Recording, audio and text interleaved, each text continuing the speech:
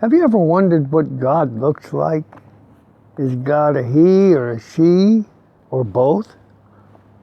Does God look like a human being? Or I should say, do we share some of God's features? If we saw God, what would be our response? Would we want to run and hide? Or would we, like John on the Isle of Patmos, fall on our faces as though we were dead? Would we run into God's arms squealing with delight? This is Trinity Sunday, when those kinds of questions itch in our brains, begging to be answered. Let me just say, if you choose to confront the mystery of the Trinity, its three-in-oneness as a pragmatist, that is, 1 + 1 + 1 = 1, you're going to be disappointed. The formula of 3 in 1 doesn't make a bit of sense. On the other hand, if you try to portray God as a mystic, you could end up looking pretty weird. The Nicene Creed is our best attempt to formulate God and God's three-in-oneness, but also to speak of the relational aspect we have with God.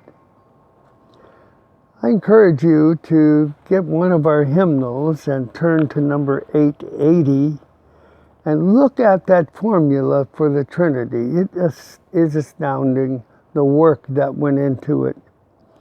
And as you read that creed, I'm encouraging you to listen to the relational aspect of it. The relational aspect. What can be said to define God in a way that satisfies us, huh? When all is said and done, we can only understand or comprehend God when we think of God relationally.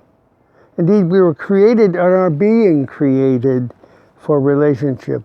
For God so loved the world that he gave his only begotten Son, that whosoever believeth in him shall not perish, but have everlasting life.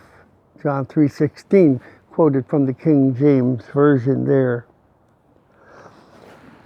One of my earliest childhood memories was of my dad chasing me and my brother and sister through the house pretending to be a bear.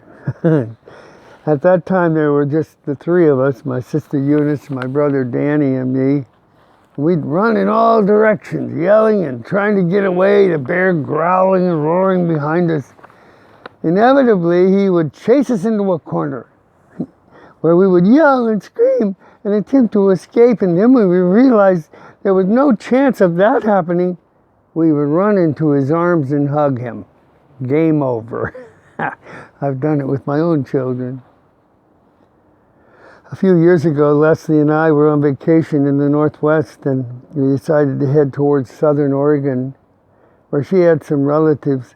Unknown to me, she had planned a wonderful surprise for me.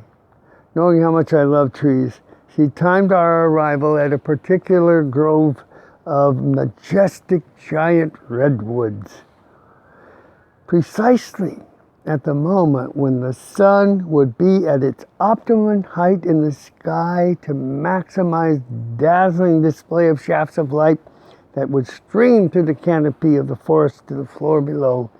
She had timed it for that moment. It was overwhelming in its beauty.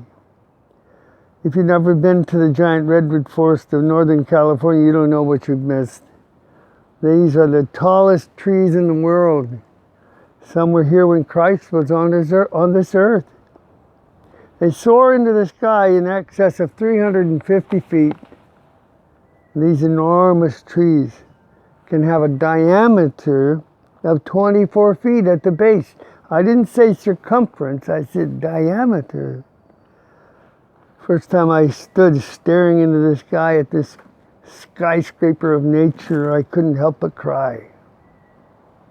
Then I walked over to its base and I tried to hug it. Yes, I'm a tree hugger and I'm proud of it. It was like trying to hug a wall. It was an experience I'll never forget. I had a similar experience with a giant fig tree in Orange, California. Fig trees, you think of a fig tree as like here in Virginia, they're like a big bush. But if these fig trees go up in the air 100 plus feet, well, this marvel of nature has a canopy, this one in Orange, California. It has a canopy that spanned a 2-lane street in the heart of the city of Orange. When you walk across the street, you're completely shaded by it. And when you arrive at its base, you have to step over its roots that extend about a foot above the ground. Its girth is about 10 feet wide, and its primary branch is 2 feet thick at the trunk. As I stood at the base of this behemoth of nature, touching, rubbing, and yes, hugging it, I was overcome by its presence, and I felt humbled and dwarfed by it. Then something strangely wonderful took place. I decided to climb up into its lowest branches. As I did so, nestling into the crotch of the tree, the feelings of insignificance that I was feeling gave way to feelings of comfort and of being cared for and valued. I felt it. What had happened to make me feel so differently? I believe it was simply this. I had stopped trying to measure and quantify and analyze the tree. I accepted the tree for what it was and allowed it to hold me. Well, forget about defining God. It's impossible anyway. If you allow me to return to my first analogy of running from my dad, the bear, just run into God's waiting arms and let God hold you. Feel God's strength pouring into you. Feel the security and comfort it brings. Feel loved and cared for and significant. This is what people want. This is what they want to comprehend about God. This is what people need. They need to feel the embrace of a loving, caring, and all-powerful God who created them for relationship with Him. Amen.